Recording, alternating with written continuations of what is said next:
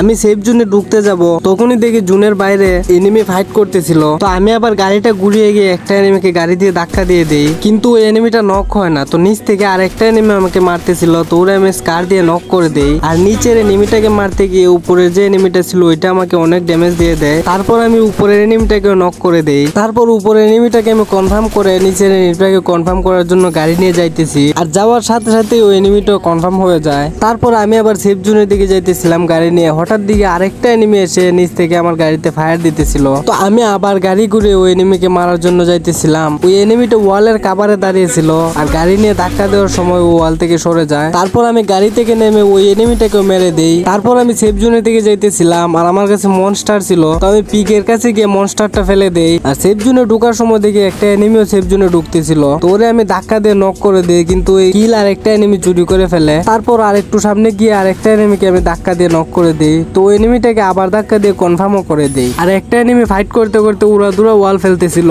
তো ওই এনিমির ধাক্কা দেওয়ার পর দেখি ওর টিম সহ ওয়াইপ আউট হয়ে গেছে। আর আরেকটু সামনে যাওয়ার পর দেখি দুইটা এনিমি পাহাড়ের উপর থেকে নামতেছিল, তো একটা এনিমিকে ধাক্কা দিয়ে আমি সেফ জোন থেকে অনেক দূরে ফেলে দেই। আর ওই এনিমিটা নক হয়ে যায়, ও আসতে পারে না, ওর কিলটা আমি পেয়ে যাই। আর একটা এনিমির জান এত শক্ত যে আমি আমার টিমের দুইজনে মিলে ধাক্কা দিয়েছি, কিন্তু ও নক হইতেছিল না। তো যার কারণে আমার টিমমেট গাড়ি থেকে নেমে ওই এনিমির সাথে ফাইট শুরু করে দেয়, আর ওই এনিমি আমার টিমমেটকে নক করে দেয়। তো আমার টিমমেটকে বাঁচানোর জন্য আমি গাড়ি দিয়ে ওই এনিমিটাকে একটা ধাক্কা দিয়ে গাড়ি থেকে নেমে ওই এনিমিটাকে মারতে যাব, ওই সময় দেখি এনিমির একটা স্কোয়াড এসে আমাকে মেরে দেয়।